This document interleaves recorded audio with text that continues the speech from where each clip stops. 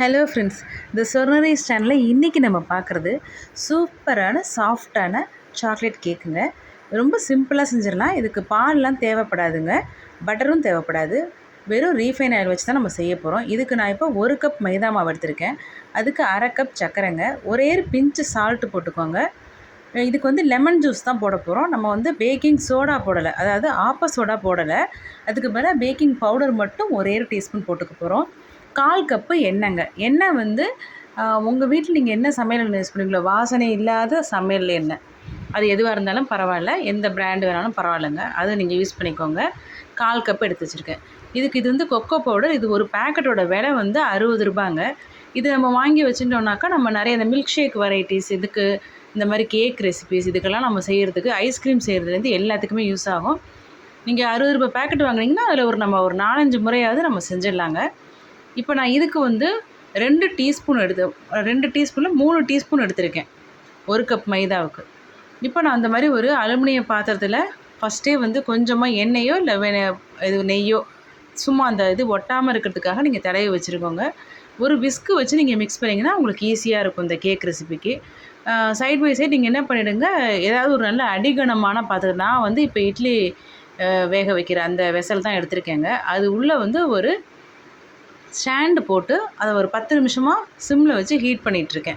இப்போ நம்ம வச்சுருக்கிற இந்த ட்ரை இன்க்ரீடியன்ஸ் இருக்குல்ல, மாவு, சர்க்கரை, உப்பு, ஒரே ஒரு பிஞ்சு சொன்னேன் இல்லைங்க, அது போட்டுக்கோங்க. இப்போ அதெல்லாம் ஃபஸ்ட்டு போட்டதுக்கு அப்புறமா நம்ம இந்த மாதிரி எண்ணெய் ஊற்றிக்கிறோங்க. 1/4 கப்பு எண்ணெய். இதை போட்டு நல்லா நீங்கள் மிக்ஸ் பண்ண ஆரம்பிச்சிருங்க. அந்த சர்க்கரையெல்லாம் கரையணும்ல, அதுக்காக தான் நம்ம இந்த மாதிரி விஸ்க்கு வச்சு மிக்ஸ் பண்ணிங்கன்னா உங்களுக்கு கொஞ்சம் ஈஸியாக இருக்கும். சின்ன சின்னதாக கட்டி ஃபார்ம் ஆகாமல் இருக்கும். இது வந்து பேக்கிங் பவுடர் 1 டீஸ்பூனுங்க. எல்லாமே நம்ம வந்து அளந்து சரியாக போட்டிங்கன்னா தான் உங்களுக்கு நல்லா வந்து ஒரு கேக் வந்து சாஃப்டாக கிடைக்கும். இந்த ஒரு பிஞ்சு உப்பு வச்சுருந்தோம்ல, அதையும் இப்போ ஆட் பண்ணிக்கிறேன். கரெக்டாக ஒரு சிட்டிகை உப்பு போட்டிங்கன்னா போதும்.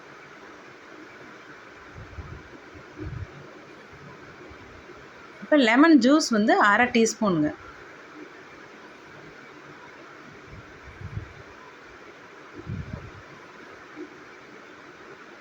தண்ணி பாருங்கள், நான் வந்து கொதிக்க வச்சிட்ருக்கேன். இது வந்து 1/4 கப் தண்ணி.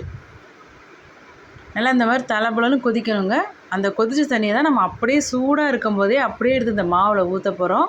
அதுதான் இந்த கேக்குக்கு சாஃப்ட்னஸ் கொடுக்க போகுதுங்க.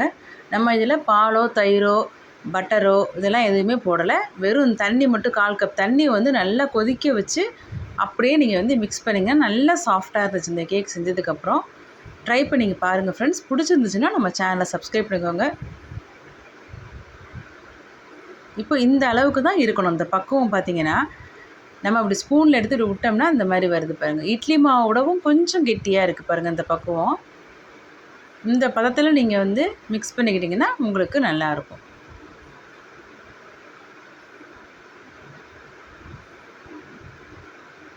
இப்போ இந்த நம்ம செஞ்சு ரெடி பண்ணி ஏற்கனவே வச்சுட்டோம். 10 நிமிஷமாக அது வந்து சிம்மர்லேயே வச்சுருந்தேன்.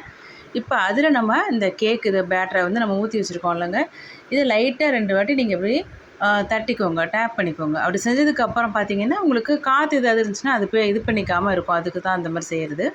இப்போ நம்ம அந்த ஸ்டாண்டு உள்ளே இறக்கி வச்சுருங்க.